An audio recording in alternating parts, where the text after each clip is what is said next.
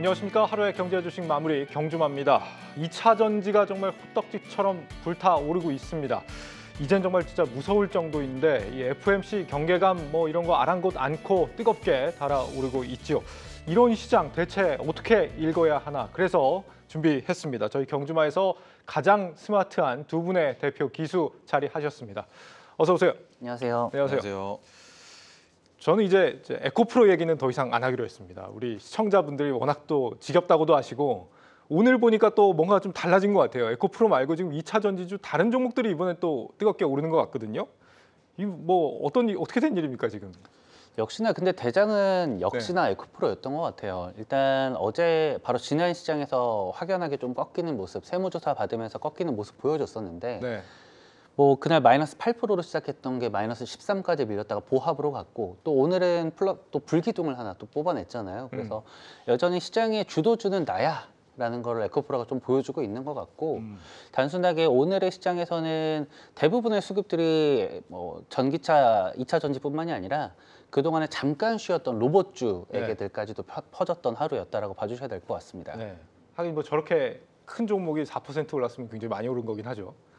김태형 대표님은 어떻게 보세요? 일단은 한국의 산업 구조를 놓고 봤을 때 한국은 수출 중심의 산업입니다. 네. 근데 수출 중심에서 반도체가 제일 많은 부분을 차지하고 그리고는 케미컬, 철강, 자동차 이런 부분들이 어떻게 보면 한국을 이끌어가는 산업인데 문제는 여기에서 지금 당장 미국의 경기 침체, 은행 리스크 이런 부분들이 부각되다 보니까 도대체 언제가 좋아질 거냐. 그러면 일단 매수하기가 애매한 타이밍인 것은 맞거든요. 네. 근데 그런 관점에서 여전히 숫자가 성장하는 섹터가 어디냐라고 놓고 보면은 그러면은 2차 전지밖에 안 나오고요. 네. 또 대장이라고 볼 수 있는 삼성전자가 적극적으로 투자하겠다라고 밝힌 것이 로봇이다 보니까 그쪽으로 수급이 몰린다. 지금은 여전히 종목 장세, 수급 장세다라고 보시는 게 맞을 것 같습니다. 네.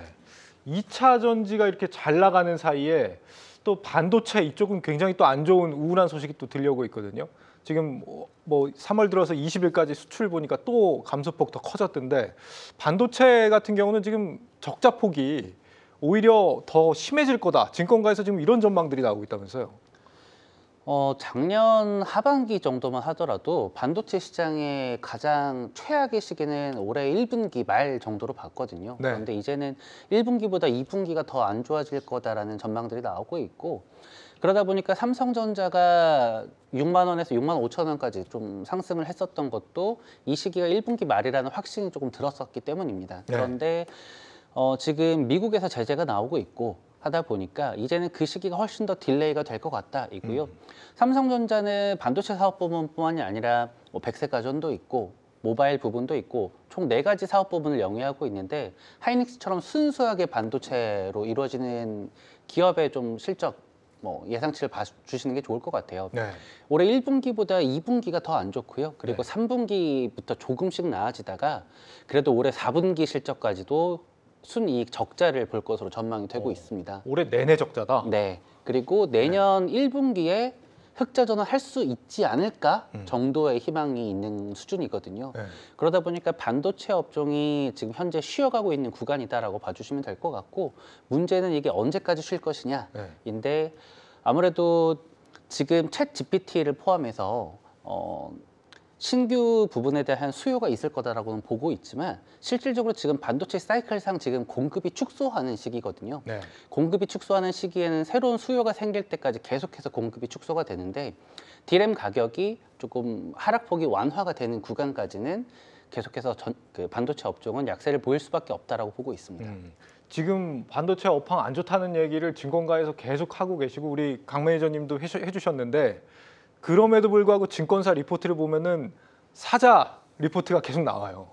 그럼 지금 사는 게 맞느냐? 아니면은 뭐 4분기까지 적자가 나면은 언제부터 주가가 대체 우리는 반영이 된다고 봐야 되는 건지, 다시 반등을 한다는 건지.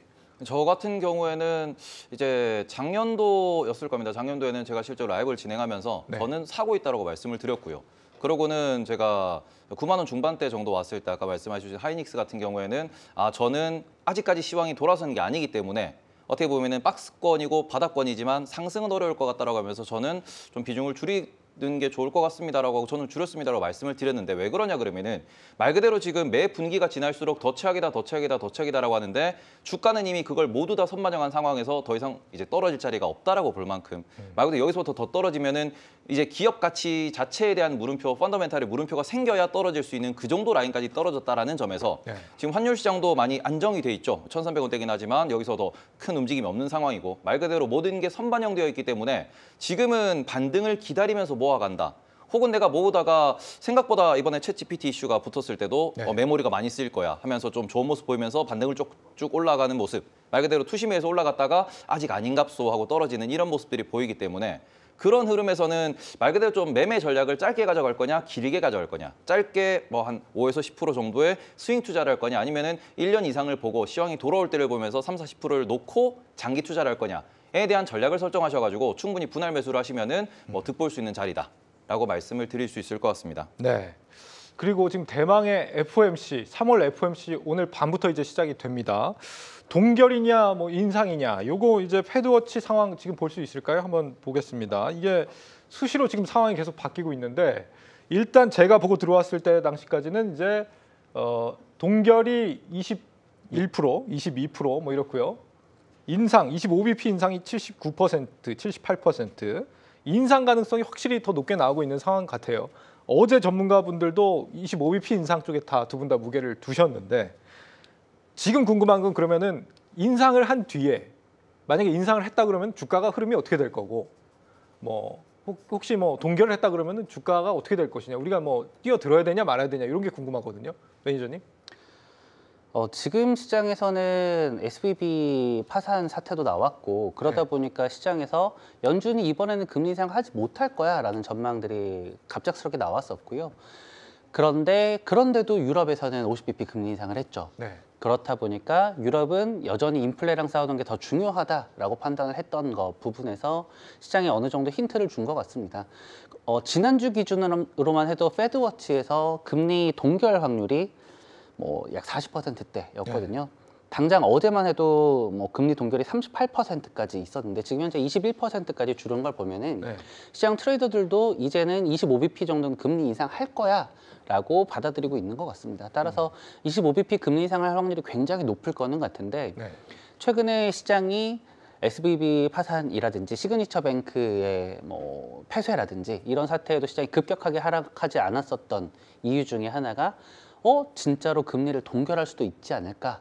그러면 기술주가 강세를 보일 수 있지 않을까라는 희망감 때문에 시장이 조금 더 빠지지 않았던 걸로 해석을 하고 있거든요. 네. 그렇기 때문에 만에 하나 금리를 동결한다라고 한다면 단기적으로 기술주들의 강세는 점쳐볼 수가 있겠다. 하지만 25bp 인상 확률이 조금 유력해 보인다라고 네. 말씀드립니다. 그럼 25bp 인상하면은 뭐 어쨌거나 전문가들은 25bp 인상을 더 선호하시잖아요. 그럼 25bp 인상하면 그때부터 이제 투자에 다시 뛰어들어라 뭐 이런 메시지로도 해석해도 되나요? 지금 일단은 금리를 올린다라는 부분에서 금리를 이제 25bp 올린다, 0.25%포인트를 올린다라고 했을 때 그래서 증시가 좋을 거냐라고 하면은 그 이후에 따르는 여러 가지 또 옵션들을 보셔야 된다라고 생각을 합니다. 네. 첫 번째 같은 경우는 파월 의장이 나왔을 때 실제로 인터뷰에서 이제 금리 고점, 우리가 터미널 레이트라고 부를 수 있는 그 부분을 분명히 SVB가 터지기 이틀 전에 이렇게 발언을 했습니다. 미국 경기 좋습니다. 고용 꺾이지 않습니다. 연말까지 인플레이션이 지속될 것 같습니다라고 하면서 우리는 12월 FOMC에서 제시했던 점도표보다 5.25라고 하는 그 상단보다 좀 더 높은 상단을 제한하게 될 것 같습니다. 라는 얘기가 나왔었고요. 네. 실제로 그 전까지 이제 패드와치라고 부르는 저 어떻게 보면은 표 혹은 저런 차트들이 말 그대로 채권 시장의 포지션을 얘기를 하는 거거든요. 그렇기 때문에 우리는 저걸 좀 맹신하면은 좀 어떻게 보면 혼란이 올 수 있는데 그 전까지는 5.75 혹은 6%를 금리 고점으로 이제 배팅하는 그런 채권 포지션도 많았었습니다. 네. 근데 이게 은행이 문제가 되면서 채권 시장에서 어떻게 보면은 유동성 위기라는 그래도 은행 위기라고 하는 시스템 위기를 이제 몸소 체험하다 보니까 조금은 공포에 절어 있는 상황이다. 그럼 이 부분에서 연준이 여전히 은행 시스템에 대해서 자신감을 드러내면서 우리는 이제 SVB가 터지기 직전에 그러한 경제 데이터를 해석하면서 나왔던 발언대로 여전히 5.5를 이제 금리 상단으로 생각을 한다라고 강하게 발언한다 그러면은 오히려 시장은 지금 시스템이 이런데도 여전히 인플레이션과 싸우겠다라고 하면서 실망 매물이 쏟아질 수도 있는 부분이겠죠. 그리고는 여기서 좀 더 우리는 또 한 걸음 더 들어가서 생각하셔야 되는 게 이번에는 FOMC가 끝난 이후에 주간 실업수당 청구 건수가 또 나옵니다. 근데 그 부분에서 분명히 캘리포니아에서 SBB 사태가 터지고 난 뒤에 지난 일주일 동안 회사들의 많은 변화가 있었을 거예요. 그러면 실업이 얼마나 늘어났는지, 특히 뉴욕과 캘리포니아에서 지금 많은 좀 자금이 필요하다라고 하는데 이 동네에서 실업률이 급격하게 늘어난다 그러면은 파월 의장의 발언을 듣고도 응 아닌데 금리 낮춰야 될 건데 라는 또 배팅이 나올 수 있는 거고요. 그 과정에서 뭐 제임스 블라드 연은 총재라든지 여러 이제 지역은행 총재들이 나오셔가지고 어떤 발언을 하느냐에 따라 가지고 시장이 변동성을 많이 좀 느끼게 될 것이다라고 보셔야 될 것 같습니다. 방금 그 테이버 유튜브 듣는 느낌이었어요. 아주 좋았고요. 지금 그러면 이제 만약에 요번 그러니까 기준금리 결정에서 뭐 인상이냐 동결이냐 이거보다도 중요한 게 여기서 만약에 뭐 금리 인상 사이클 여기서 이제 어느 정도 선에서 마치겠다 이런 얘기가 나와주면 증시 막 환호해버리고 그러는 거 아니에요 혹시? 실질적으로 이번에 SBB 사태 때문에 소형, 중소형 은행들이 대출을 많이 못하게 됐어요. 네. 그러다 보니까 안타깝게도 지금 현재 미국에서 전체 산업 그리고 상업 이 부분에서 대출의 50%를 이 중소형 은행에서 하고 있는데 네. 이 중소형 은행들이 대출을 못한다라는 거는 실질적으로 돈이 필요한 소상공인들 혹은 조금 경제적 약자들이 대출을 못 받아서 생활하기가 어려워진다라는 걸로 봐주셔야 됩니다. 네.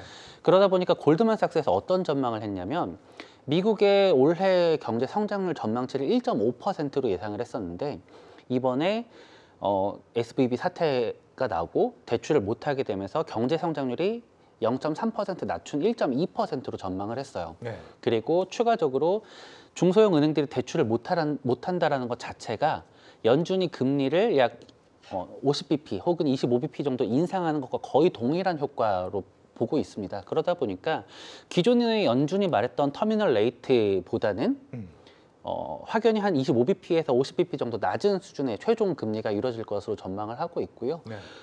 다만 금리를 너무 급격하게 내린다라는 건 굉장히 안 좋은 신호로 받아들여 주셔야 될 것 같아요. 혹시 제가 준비한 차트 한 번만 띄워주시면 좋겠는데 네. 지금 2020년 코로나 이후에 급격하게 증시에 버블을 만들었던 것도 기준금리 인하였고 최근에 기준금리 인상을 급격하게 했기 때문에 시장이 흔들렸던 건데 과거의 역사적 사례를 봤을 때 금리를 급격하게 낮췄다라는 것 자체가 시장의 반토막을 이끌어냈던 사례들이 몇 건 있습니다. 네. 가장 대표적인 게 2008년 리먼 사태 때인데요.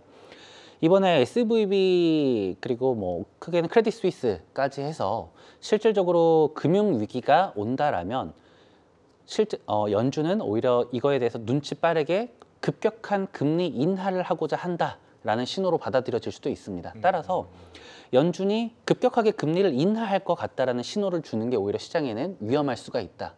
다시 말해서는 인플레가 어느 정도 잡히고 연착륙을 하는 상황에서 금리를 천천히 내린다라는 건 시장에서 베스트 케이스지만 네. 그게 조금 어렵더라면 금리를 인하하는 속도는 굉장히 빠르지는 않을 것 같다. 다만 연준이 굉장히 빠르게 금리를 인하할 것 같다라는 시그널을 준다라고 하면 시장이 굉장히 경계감을 갖고 쳐다봐 주셔야 된다라고 말씀드리고 싶습니다. 그래서 동결이 나오면 좀 위험하다 이렇게 보는 경향들이 있나 보네요. 오히려 금리 인하를 바라보는 쪽에서는 더 리스키하다라고 보는 것 같고요. 동결에 대해서는 어느 정도 연준이 이 시장 상황에 대해서 혹은 은행 혹은 대출 시장 상황에 대해서 조금 더 면밀하게 검토할 수 있는 시간을 벌어주기 위함이라고 보는 게 좀 많은 것 같습니다. 네. 지난 시간에 이어서 이번에도 이 차트를 또 준비해 주셨는데 정말 차트 강 대단합니다. 네.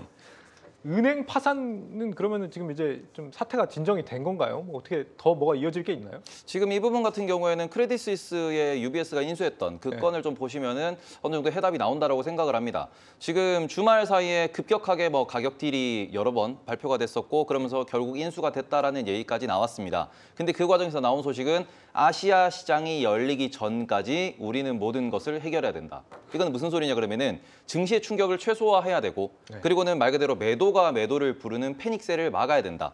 라는 측면에서 타임라인까지 주어지고요. 그리고는 또 중앙은행 쪽에서 적극적으로 개입을 하면서 인수를 협상 테이블로 이제 만들어냈습니다. 네. 그리고 결국 도장을 찍게 만들었죠. 이건 무슨 소리냐 그러면은 중앙은행과 정부 측에서 지금 이 사태가 번지면 안 된다라는, 이걸 어떻게 보면은 붕괴라는 표현을 쓰는데, 지금 우리가 금 가격을 보시든 아니면 비트코인 가격을 보시든 화폐 외에 대한 자산에 대한 투심이 많이 올라가 있는 상황이고요. 네. 그만큼 사람들이 불안해하고 있는 상황입니다. 그러니까 월스트리트에 있는 전문적인 투자자들은 지금 주식과 채권, 이 바운더리에서 벗어날 수가 없지만 네. 그 외에 있는 개인 투자자 같은 경우에는 다른 부분도 계속해서 지켜보고 있다는 거죠. 정말로 무너지면 어떻게 하지라는 패닉이 지금 좀 번지던 상황에서 이걸 막아야 된다라고 총력을 다해서 정부가 나섰다라고 하면은 뱅크런은 더 이상 나오지 않는다. 라고 보시는 게 맞을 것 같고요.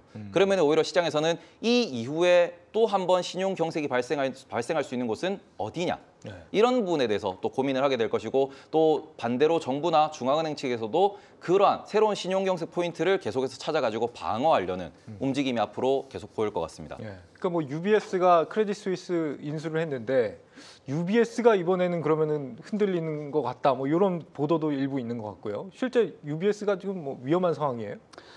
실제로 UBS가 가지고 있는 총 현금, 뭐 총자산, 혹은 바젤3 등에 대해서 나오고 있는 비율들을 보면은 네. 크레딧 스위스를 정말 처음에는 인수하기 싫다라는 티를 팍팍 냈어요. 기사에서도 우리는 검토한 적이 없다 식으로 기사를 냈다가 네.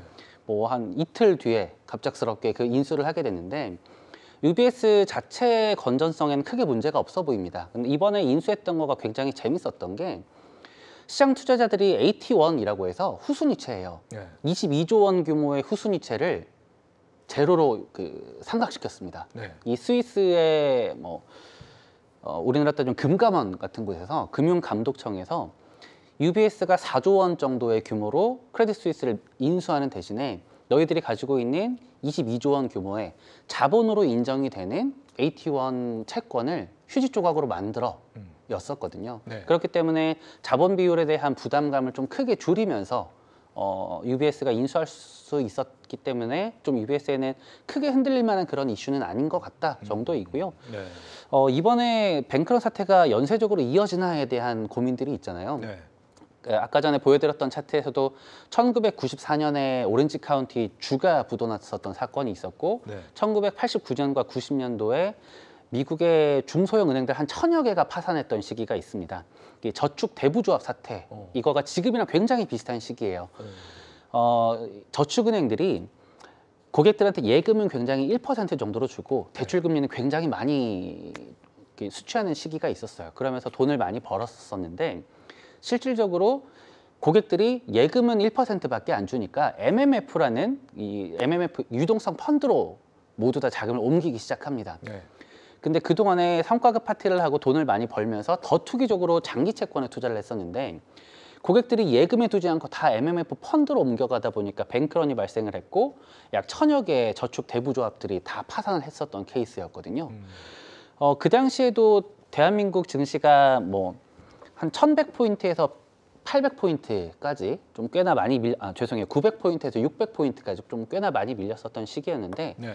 이번엔 이걸 어떻게 끄느냐라고 하는 게 바로 BTFP라는 겁니다. 뱅크텀 펀딩 프로그램이라고, 이번에 이걸 가지고 몇몇 애널리스트 분들께서는 야, 2조 달러 원 정도 규모의 미니 QE가 또 시작돼 라고 말씀을 하시더라고요. 근데 네. 실질적으로 이거는 미니 QE가 아니라 거의 몰핀 같은 극약 처방 정도로 봐주시면 됩니다. 실제로는 예금 금리가 지금 미국 중소형 은행들이 약 0.5% 정도인데, 네.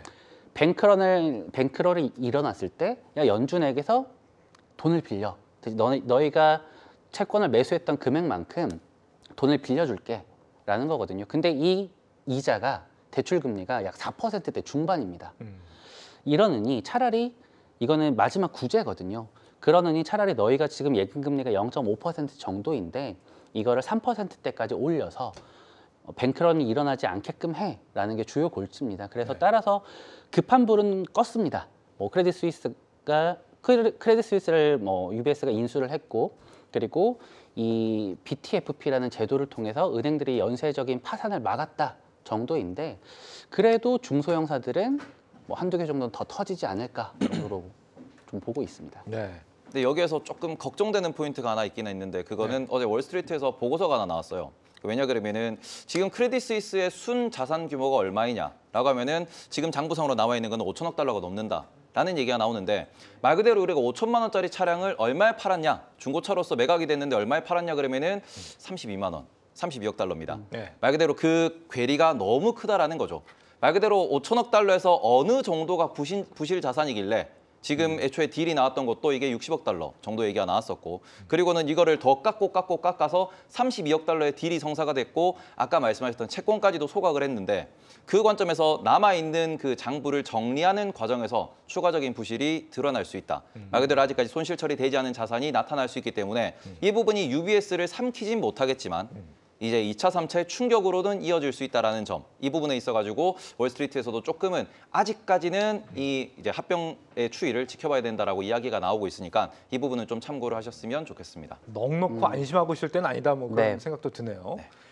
지금 만약에 금리 인상을 한 뒤에 말씀하신 것처럼 뭐 은행에서 뭐 2차, 3차 뭔가 또 피해가 나오거나 이런 게 발생하면 주가는 완전 곤두박질 치는 거 아니에요? 어떻게 되는 거예요? 근데 주가는 아까 말씀을 하셨다시피 몰핀이라는 표현을 쓰실 만큼 아주 강력하게 지금 돈을 쏟아붓고 있는 중입니다. 이게 정말로 실물 경기를 끌어올리기 위해서 돈을 쏟냐 그러면 그건 아니에요. 다만 이게 시스템상으로 들어오는 돈이고 이게 예금자의 예금을 보호하기 위해서 돈이 들어왔다? 그러면은 은행에 묶여있던 돈이 시장으로 나오죠. 그러면 그 돈이 실제로 어디로 가냐 그러면은 대형은행으로 가던가 그게 아니면은 또 다른 자산 시장으로 가고 있고 실제로 그 부분이 지난주 기술재 상승 그리고는 지난주 비트코인의 상승을 이끌었다라고 분석도 할 수 있기 때문에 이런 부분에서는 시장의 폭락을 예상하기는 어렵다라고 보시는 게 맞을 것 같습니다. 시장이 불안하니까 지금 금값 치솟는다 이런 얘기 많이 하잖아요. 어제 전문가들 보니까 아직도 뭐 뛰어들기에는 조금 그렇다고 뭐 이 시황 따라서 막 뛰어들었다 이렇게 하지 마라 뭐 이렇게 말씀하시는 분도 계시던데 매니저님은 좀 어떻게 보세요? 최근에 금값이 1년 만에 또 뭐 2,000불을 돌파를 했습니다. 작년 3월에 잠깐 돌파하고 다시 2,000불을 좀 돌파를 한 모습을 보였는데 금은 전형적인 안전자산이에요. 대표적인 안전자산이 달러, 엔, 그리고 금입니다. 금은 전 세계 어디서든 같은 가격으로 거래가 되는데 온스당 달러 그리고 각 국가의 환율을 곱해서 결정이 됩니다. 그러다 보니까 지금 최근에 시장이 하수상하다 보니 금에 대한 수요 혹은 안전자산 달러에 대한 수요가 늘면서 금값이 많이 올라 보인다 정도로 봐주시면 될 것 같습니다. 그 뭐 금 현물 투자 뭐 이런 얘기가 어떤 얘기예요? 투자할 수 있는 방법은 총 4가지 정도로 봐주시면 돼요. 금 투자에는 국내 상장 금 ETF, 해외 상장 금 ETF 포함이고요. 그리고 금 현물 KRX 거래소, 증권사에서 운영할 수 있는 시스템입니다. 그리고 골드바, 그리고 금 통장 등이 있는데 금 통장이나 골드바의 경우에는 뭐 일단 사는 순간 10% 정도의 부가가치세가 붙고요.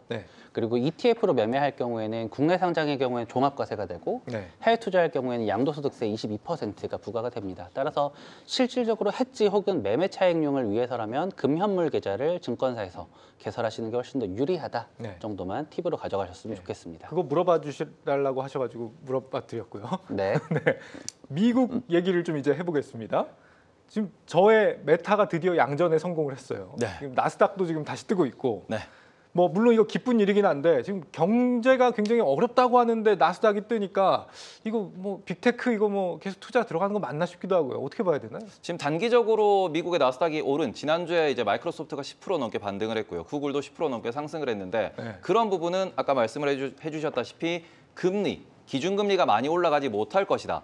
혹은 금리가 빠르게 이제 인하 사이클을 타게 될 것이다라는 기대감으로 기술주에 대한 투심이 올렸다라고 보실 수 있습니다. 그리고 어제도 뉴스가 나왔는데요. 아마존에서 소프트웨어 쪽으로 9,000명의 감원을 추가적으로 이제 진행을 한다라는 이야기를 했고요. 메타 같은 경우에도 3월이었죠. 또 추가적인 감원을 진행할 것이다라고 밝혔습니다.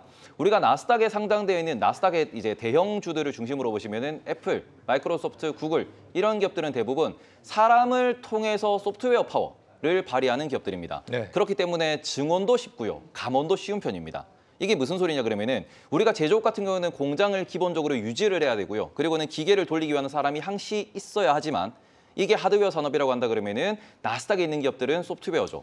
말 그대로 시황에 따라서 언제든지 사람을 더 뽑을 수 있고 최근에 나왔던 GPT 같은 뭐 AI 같은 이런 것들이 나오면은 그 신사업에 많은 기업들이 동시에 뛰어들고 이제 인력이 폭발적으로 이제 필요해지고 네. 많은 돈들이 이제 흘러간다라는 그런 관점에서 어떻게 보면은 기준금리에 대한 기대감, 기준금리가 올라가지 않을 것이다라는 기대감으로 조금은 경기 침체와 조금 동떨어진 측면으로 투심이 몰려간다라고 네. 볼 수 있는데 여기서 FOMC에서 기준금리 상단을 좀 더 높게 제시를 한다든지 좀 더 이제 공격적인 발언이 나온다 그러면은 네. 오히려 나스닥 중심의 투매가 나올 수도 있다라고 볼 수 있겠죠. 그러면 이번에 금리 인상하면은 나스닥 빠지는 건가요? 지금 최근 시장이 그렇게 많이 흔들리지 않았던 뭐 각각 은행들의 이슈가 있었는데 네. 은행 파산 이슈에도 불구하고 시장이 많이 안 흔들렸던 거는 금리 정말 더 가까워졌다. 은행 파산들 때문에 정도이고요.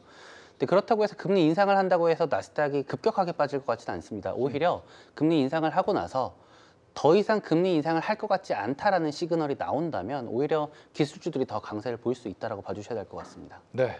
이 똑똑이 두 분과는 여기까지 하고요. 두 분 감사하고요. 저희는 내일 어떤 주식 볼 것인가 들고 다시 찾아오겠습니다. 채널 고정!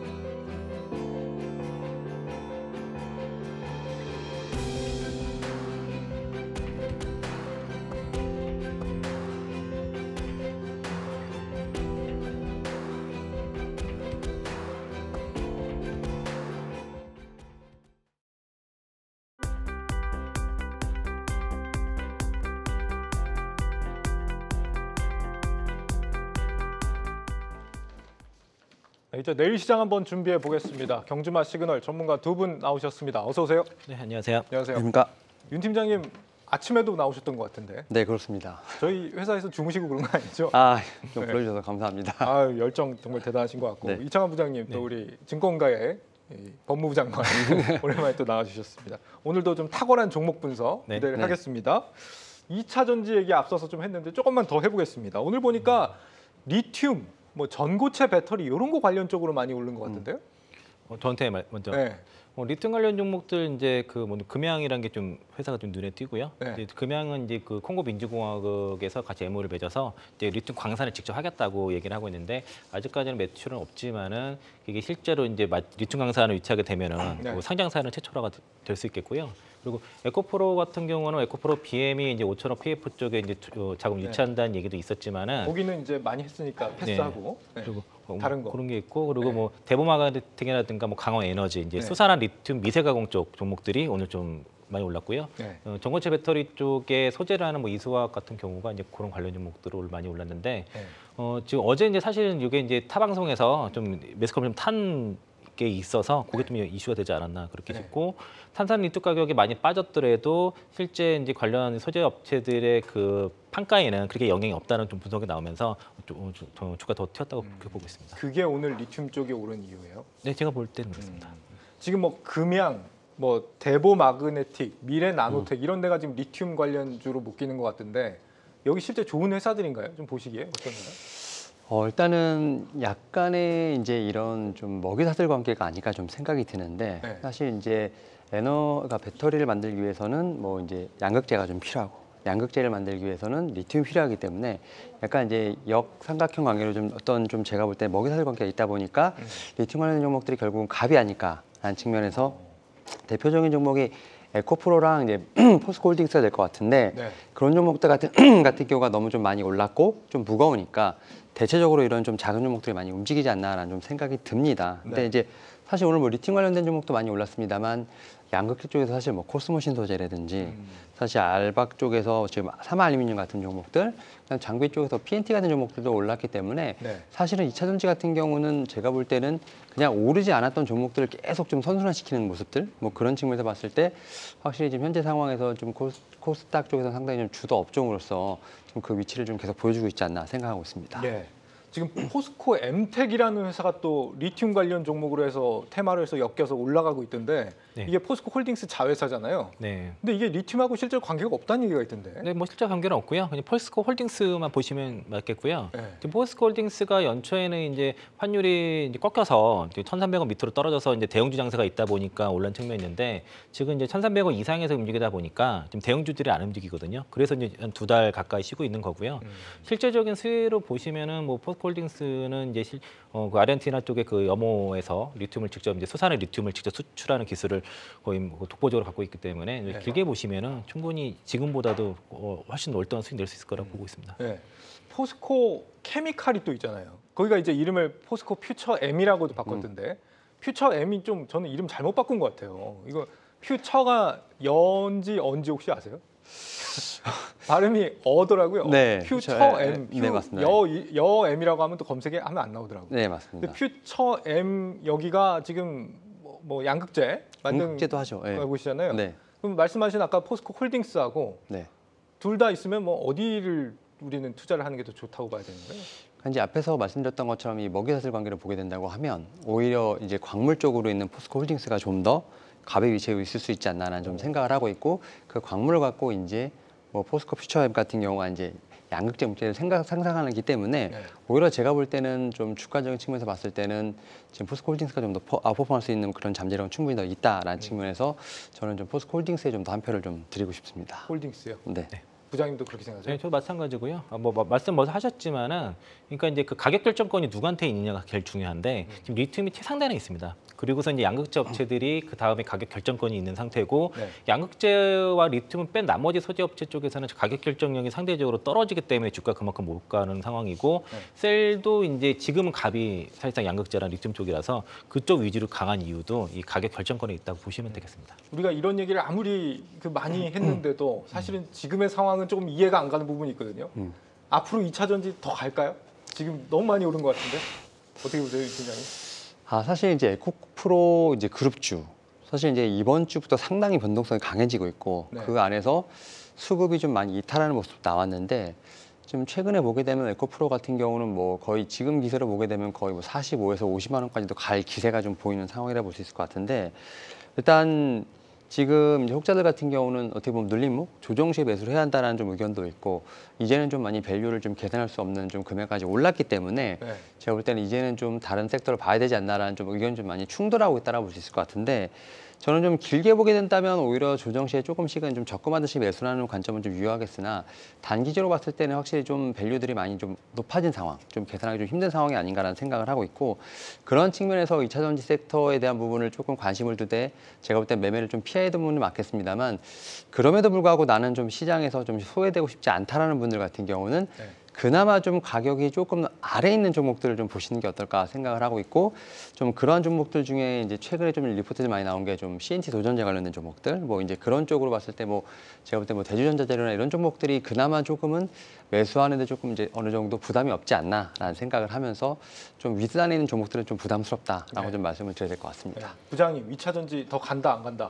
뭐 더 간다고 보고 있고요. 더 간다? 저는 에코프로랑 에코프로 BM이 지금 뭐 고평가 구간 아니라고 지금 보는 입장이라서 네. 다만 이제 지금 구간에서는 사실은 이제 보유자 영역인 건 사실입니다. 쉽게 따라갈 수 없는 구간이고 네. 저점에서 뭐 300% 가까이 올라온 에코프로를 지금 사자고 하기는 어렵지만은 밸류적인 계산이 좀 돼요. 에코프로 같은 경우가 얼마 전에 이제 그 인터배터리에서 이제 에코프로 BM 전략본부장님께서 나와서 얘기한 게 2027년도에 양극재 캐파가 71만 톤이고 그래서 뭐 매출 30조 얘기를 했는데요. 지금 양극재 가격이 톤당 6만 원에서 7만 원 정도로 된다고 하면 그럼 계산이 딱 떨어지거든요. 그러니까 이제 뭐 7만 원을 상단을 보게 되면은 이제 뭐 70만 톤이라고 하면은 뭐 49조, 50조가 매출이 나오는 거고 6만 원 쳐도 42조가 나오는 거기 때문에 에코프로비엠에서 30조 매출 목표를 한다는 게 저게 허황된 게 아니고요. 그리고 그 영업이익률을 7% 계산한다 그러면은 30조면은 연간 영업이익이 2조 천이고 50조면은 그 3조 3조 5천억이 되지 않습니까? 그러면 지금 양극재 쪽에 에코프로비엠은 밸류를 한 30배 정도 영업이익비를 현재를 주고 뭐 2027년도 가서 그 밸류를 그대로 줄 수 있을지는 모르겠지만은 네. 적어도 지금 구간에서 올해 정도 실적은 반영됐다고 제가 지난주에도 말씀드렸지만은 내년이나 내후년까지 실적은 아직 좀 남았다라고 그렇게 보고 있습니다. 네. 데이터로 봐도 그러하다 이렇게 말씀을 주셨고요. 내일의 주도주 알아보는 코너니까 지금 1분기 이제 거의 다 끝나가고 2분기에는 어떤 종목, 어떤 업종이 좀 주도주가 될 것이냐, 요거 좀 알아보고 싶습니다. 윤 팀장님은 어떻게 보세요? 일단은 지금 2차 전지가 좀 시장을 상당히 주도하고 있는 상황입니다만 그래도 이제 조금은 이제 수급에 대한 분산이라든지 좀 포트폴리오 다양화된 부분들 또 그다음에 이제 좀 바닥에서 움직이는 섹터들을 보게 된다고 하면 일단 뭐 한 두 가지 정도 말씀드릴 수 있을 것 같은데 네. 일단 뭐 첫 번째는 뭐 지난 시간에도 말씀드렸습니다만 뭐 원전 섹터를 좀 봐야 되지 않을까라는 좀 말씀을 좀 드려보도록 하겠습니다. 일단은 뭐 정책적인 모멘텀이 분명히 있다라는 좀 말씀을 드려보도록 하겠고 특히 원전 같은 경우는 지금 뭐 영국부터 시작해서 사우디아라비아 같은 경우 또 폴란드 관련된 어떤 수주의 모멘텀이 좀 하반기에 좀 구체화될 것으로 보이고 있는데 네.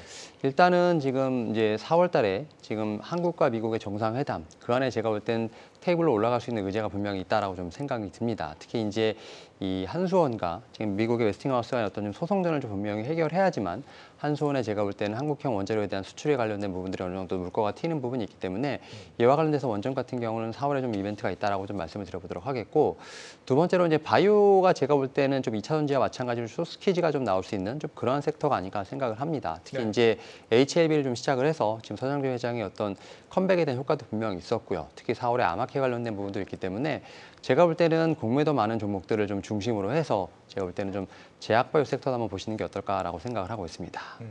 원전 바이오주 말씀해 주셨거든요. 네. 어떻게 평가하세요? 뭐 셀트리온은 충분히 지금 공매도 쇼커버링 가능성은 있다고 볼 수 있겠고요. 사실상 그 서정진 회장이 퇴진을 하면서 주가가 빠지기 시작했었고 복귀하면서 주가가 이제 그 급반등을 하고 있기 때문에 그 효과가 있는 건 분명한 것 같고 올해 이제 바이오시밀러가 특히 미국 시장에서 크게 이제 성장하는 전망들이 있기 때문에 회사 이제 모멘텀도 좀 생겼거든요. 신규 신약에 대한 모멘텀이 생긴 상황에서 이제 그 이제 오너의 복귀에 대한 모멘텀이 생겼고 3사 합병 이슈는 어떻게 될지 모르겠습니다. 다만 이제 쇼커버링은 지금도 이루어지고 있는 건 사실이다라고 말씀드리겠고요. 바이오 쪽은 지금 투자를 만약에 내 종목 고르기가 어렵다. 예를 들면은 이제 그 가짜 바이오도 많이 있기 때문에 네. 어렵다 싶으면은 삼성바이오로직스로 그냥 보시는 게 제일 편합니다. 그래서 다른 리스크도 없고 그냥 저점에서 반등할 때 가장 먼저 반등하는 게 항상 삼성바이오로직스이기 때문에 삼성바이오로직스 보시고요. 2025년 9월 달에 이제 5공장 완공되고 향후 이제 8공장까지도 지금 성도에 계속 지을 거로 예상하고 수주도 꾸준하게 올라가기 때문에 뭐 이것도 삼성바이오로직스 바이오로 볼 때는 그냥 가장 무난하다라고 말씀드리겠고요. 원전 쪽은 지금 수주 모멘텀들이 있는데 현 정부 들어서 원전에 대한 그런 그 호재들은 계속 나오기 때문에 보셔도 좋은데 종목을 좀 한정해서 지금은 좀 보시는 게 좋고요. 수주 잔고가 그래도 계속 쌓여가는 종목 쪽은 뭐 두산 에너빌리티 정도로 좀 보시면 되겠고 찾아보니까 이제 작년에 이제 수주 잔고 한 7조 6천억 그리고 올해 예상치가 한 8조 8천억 정도 되고요. 내년에 한 10조 6천억 정도로 봐서 수주 잔고랑 주가 모멘텀이 있는 쪽은 두산 에너빌리티 정도로 한정해서 보시는 게 좀 낫다고 보고 있습니다. 윤 팀장님이 들고 오신 이 주도주에 대해서 좀 긍정을 해주시고 거기다 보완까지 지금 해주셨는데 네. 그러면 부장님은 어떤 주도주? 저는 이제 바닥에서 이제 고개를 이제 바닥을 찍었다가 보는 섹터가 리오프닝 쪽이고요. 그러니까 우리가 이제 리오프닝 종목들이 됐다 안 됐다만 하는 것들은 전 세계적으로 리오프닝 한꺼번에 일어나지 않아서인데 네. 이제 그런 희망이 좀 보이기 시작했습니다. 특히 이제 3월 26일부터 이제 중국 노선들이 대폭적으로 이제 열리게 되고요. 거의 이제 그 전에 이제 그 국토교통부에서 한중간의 노선 확대를 협의를 했고 지금 각 주당 이제 608회 정도 운행 가능하게 했는데 이제 코로나 때는 거의 10분의 1밖에 지금 운행이 안 된 상황인데 지금 10배로 늘어나는 것이고 그래서 대한항공, 아시아나, 뭐 제주항공, 진에어 등등 이제 에어부산까지 다 움직이고 있는 상황이고요. 제가 수치를 좀 말씀드리고 싶은 거는 그 대한항공이 이제 5월 말까지 주가 이제 99회로 증발할 예정이거든요. 네. 근데 이게 2019년 대비해서 불과 43%에 해당됩니다. 이거 한중 노선에 한해서고 그리고 지금 아시아나 같은 경우는 현재 지금 중국 노선이 코로나 이전에 비해서 지금 5% 수준밖에 안 되기 때문에 사실상 리오프닝이 좀 시작이 안 된 겁니다. 사실상. 그리고 이번에 이제 그 중국 노선에 대해서 주 89회로 운항평수를 늘리면서 이참에 이제 기존의 5%에서 50%까지 연내 회복을 하겠다라고 뭐 보면은. 연내 회복해서 50%니까 리오프닝이 제대로 되지 않은 겁니다. 그 리오프닝 시장은 항공에서 그러니까 시작할 것 항공이거든요. 네. 거기서 길이 열리고 닫히고 하는 건데 그게 이제 다시 이제 시작이 된다라고 봤을 때는 그쪽에서 좀 기회를 볼 타이밍이 됐다라고 말씀드리겠습니다. 지금 이 리오프닝 네. 계속 우리 투자자들한테 실망감을 계속 안겨주고 있는 리오프닝인데 이번에 진짜 리오프닝 가는 거 맞다고 보세요, 윤 팀장님? 일단 좀 사실 리오프닝 관련돼서 좀 투자자분들이 좀 많이 지치셨다. 네. 뭐 그건 팩트인 것 같은데 일단 확실히 중국의 리오프닝 관련돼서 지금 어느 정도 뭐 문을 열고 있는 상황이죠. 특히 뭐 게임 관련돼서도 지금 판호가 좀 열리고 있는 부분들, 여기에 또 이제 뭐 엔터테인먼트 관련돼서도 지금 위드 코로나 전환을 하면서 공연 시장도 열리고 있는 부분이 있기 때문에 저는 이제 중국이라는 어떤 큰 나라가 확실히 좀 문호를 개방하는 데 앞장서고 있고, 그러한 측면에서 우리나라 같은 경우도 경제 성장률에 상당히 좀 큰 영향을 미치지 않을까라는 좀 생각을 하고 있습니다. 뭐 그런 측면에서 봤을 때 사실 리오프닝 관련해서 여러 가지 섹터가 있습니다만 뭐 사실은 좀 반응을 조금씩은 하고 있다라고 좀 생각이 들고 있고,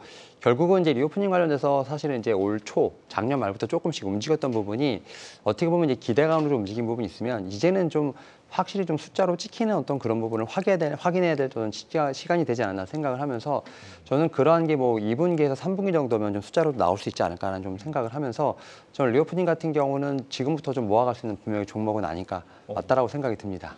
확실히 지난주 초반부터 좀 분위기가 달라졌다 뭐 그런 얘기가 있더라고요. 지금 뭐 중국 관광객 수가 빠르게 늘고 있다 이런 데이터가 뭐 나오는 모양이던데. 네. 근데 또 중국에서 단체 관광 뭐 우리나라로 아직 허가를 안 해준다 이런 얘기도 있잖아요. 네, 아직 그 2차 발표까지 우리나라는 포함이 아직 안 됐고요. 네. 예상하는 거는 이제 4월 달 아니면 5월 달로 보는데, 4월 달은 청명절이기 때문에 거기까지는 무리가 있고, 노동절 때 5월 달 노동절이 되게 되면은 풀어줄 가능성이 있다라고 좀 보는 것이고요.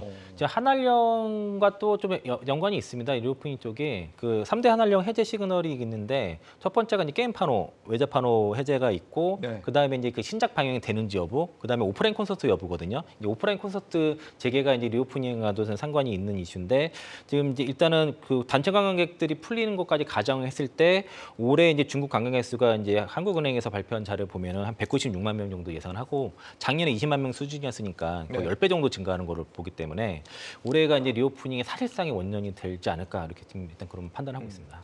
이창환 부장님이 또 그 항공주 쪽에 또 일가견이 있으시다고 저희 작가님이 얘기를 하시던데. 네.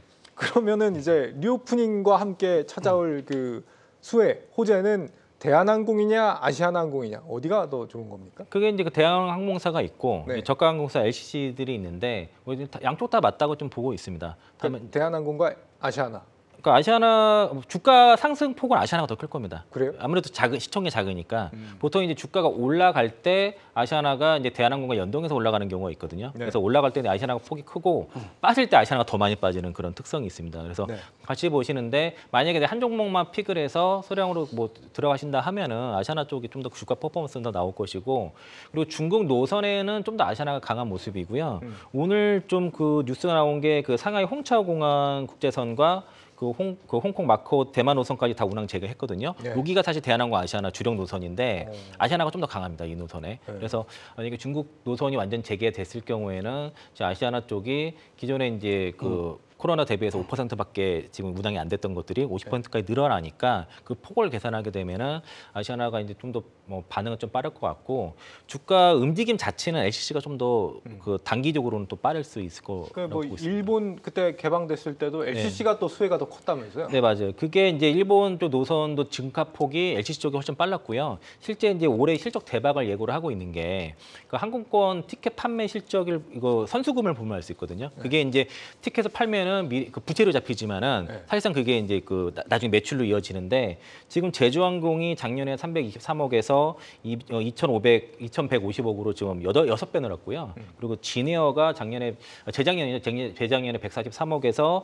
작년에 1,360억으로 9배가 지금 선수금 늘어서 올해 지금 실적을 대박을 예고를 하고 있고, 네. 대한항공도 작년 연말 기준으로 1조 3,852억으로 이제 선수금이 잡혀 있습니다. 이게 이제 4,200억 정도 전년 대비해서 늘었기 때문에 대한항공도 올해까지 실적이 좋고, 항공사들은 적어도 내년은 모르겠지만 올해만큼은 실적이 상당히 좋을 수밖에 없는 게, 지금 가장 큰 이유가 비행기가 지금 모자란 상태고요. 비행기가 쇼태지입니다. 모자라요? 네, 쇼태지입니다. 그리고 그래서 노선이 만약에 일본 노선이 뚫리면은 제주도 노선을 빼가지고 굴로 돌리고 이런 지금 상황인 상태라 지금 비행기 값이 안 떨어지는 상황이 지금 벌어지고 있는 상황이죠. 아니 우리 코로나 이전에도 비행기는 많았잖아요. 많았던 것들을 복귀를 하는데, 그게 이제 그 신규 기단들을 많이 늘리지 못했기 때문에 네. 그 거의 3년 기간 동안에 신규로 계속 이제 그 오래된 것들은 이제 그 폐기를 하고 수리하거나 고장난 상태를 쓸 수 없으니까 새로운 기종들을 계속 도입을 해야 되는데, 지금 그 대한항공 외에는 지금 신규 기단을 도입한 항공사가 전 세계적으로 없고요. 그리고 항공사가 그 조종사들이 지금 굉장히 모자란 상태입니다. 퇴임들을 많이 하고 그래서 네. 그래서 쉽게 지금 노선을 많이 늘리지 공격들이 느리지 못한 이유 중에 하나가 지금 그 비행기가 모자란다는 것이고 항공 가격이 그 티켓 가격이 안 떨어지는 이유 중에 가장 결정적인 게 비행기 부족 때문입니다. 그렇군요. 윤 팀장님은 지금 원전하고 이제 제약바이오 네. 이렇게 주셨잖아요. 네네. 종목을 앞서 이제 부장님은 말씀을 해주셨는데 네. 팀장님께서 여기서 좀 주목해서 보고 계신 종목이라면 어떤 게 있어요? 일단은 원전 같은 경우는 저는 이제 뭐 두산 에너빌리티가 사실 뭐 대장주가 아닐까 좀 생각을 하고 있습니다. 사실 이제 이 말씀하셨던 것처럼 이제 두산 에너빌리티 같은 경우는 수주 잔고에 대한 부분들을 좀 체크를 해봐야 되는 부분도 있겠습니다만 일단 뭐 두산 에너빌리티 같은 경우는 좀 SMR 프로젝트를 좀 미국에서도 참여를 하면서 사실은 이제 소형 모듈 원전 관련된 부분에서는 거의 우리나라에서는 거의 처음으로 지금 시행하고 있는 부분이 있기 때문에 이와 관련된 점 분명히 모멘텀이 있지 않을까 생각을 하고 있고 네. 특히 이제 두산 에너빌리티 같은 경우는 뭐 청정 수소와도 좀 연관이 있는 부분이 있기 때문에 확실히 최근에 지금 원전 관련된 부분의 어떤 친환경까지도 좀 같은 모멘텀을 좀 갖고 있는 점에서 봤을 때 저는 두산 에너빌리티가 아무래도 대장주가 아닐까 생각을 하고 있고 오히려 최근에 좀 박스를 좀 뚫었다가 다시 좀 그 박스 안으로 들어온 모습 주가상으로는데 오히려 이럴 때가 좀 매수의 기회가 아닐까라는 좀 말씀을 좀 드려보도록 하겠고요. 네. 바이오 같은 경우는 이제 앞서 삼성 바이오로직스 말씀하셨지만 저는 이제 제약바이오에서 움직임을 좀 볼 때는 일단 셀트리온 그룹주를 봐야 되지 않을까. 특히 이제 셀트리온 제약 같은 경우가 그래도 바닥에서 상당히 많이 올라왔거든요. 이제 아무래도 이제 서정진 회장이 아무래도 뭐 컴백 효과도 있겠습니다만 지금 2차전지만큼이나 지금 제약발 섹터 같은 경우는 사실은 공매도가 상당히 많은 부분이 있기 때문에 네. 여기서 분명히 청산하려고 하게 된다고 하면 일단 셀트리온 그룹주가 일단은 중심이 되지 않을까 생각을 하고 있습니다. 이에 따라서 셀트리온 그룹주를 중심으로 해서 저 같은 경우는 앞에서 말씀드렸던 좀 공매도 잔고가 많은 뭐 이제 제가 볼 때는 뭐 메지온이라든지 셀리버리 같은 종목들 또 HLB 같은 종목들이 아무래도 다음 타자가 될 수 있다라 좀 생각을 하고 있기 때문에 일단 셀트리온 그룹주를 중심으로 보되 지금 앞서 말씀드렸던 그런 종목들이 아무래도 다음 타자가 되지 않을까 생각을 하고 있습니다. 네. 그러면 원전하고 제약바이오주 네. 둘 중에 하나만 꼽으면 어느 쪽이 더 나은 거예요? 일단 저는 좀 그래도 정책의 모멘텀 있는 좀 원전이 좀 더 제가 볼 때는 어떻게 보면 좀 수익률 측면에 봤을 때 좀 더 가능성이 높지 않을까라는 좀 생각을 하는데 서정진보다도. 네, 일단은 이 정책의 특히 정부의 어떻게 보면 아이덴티티가 방산과 원전이지 않습니까? 그리고 이제 역대 정부상 봤을 때 그런 아이덴티티의 어떤 색깔을 띠는 섹터 같은 경우는 최소 뭐 2배 이상 좀 갔던 어떤 전례를 봤을 때 작년에 방산 같은 경우 상당히 아웃퍼폼했습니다만 원전 같은 경우는 그만큼의 주가를 좀 많이 내지 못했습니다. 뭐 이런 측면에서 제가 볼 때는 올해 특히 4월부터 시작된 어떤 그런 모멘텀들이 충분히 어떤 흘러내렸던 주가를 다시 한번 올릴 수 있는 좀 제가 볼 때 모멘텀이 되지 않을까 생각은 하고 있습니다. 하긴 뭐 요즘에는 뭐 서정진 회장보다도 이 정부의 힘이 더 막강하긴 네. 하죠. 무시무시하죠.